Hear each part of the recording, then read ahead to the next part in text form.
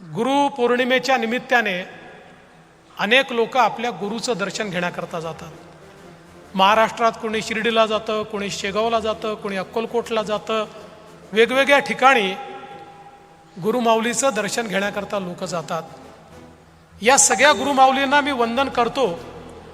पण आज आपण सगळे या गुरुपौर्णिमेच्या दिवशी आपल्याला गुरुसारखी असलेली, मातेसारखी असलेली आपली पार्टी, आपला पक्ष, भारतीय जनता पक्षाच्या अधिवेशनामध्ये या ठिकाणी आलो आहोत.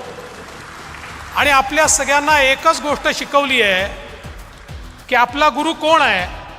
आपला गुरु आहे भगवा ध्वज, भगवी पताका, ही आपला गुरु आहे.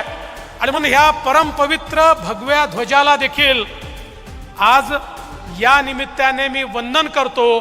कारण हा भगवा ध्वज छत्रपती शिवाजी महाराजांचा आहे, हा भगवा ध्वज प्रभू श्रीरामांचा आहे, हा भगवा ध्वज प्रभू श्रीकृष्णाचा आहे आणि हा भगवा ध्वज भारत मातेचा, अखंड भारताचा ध्वज आहे.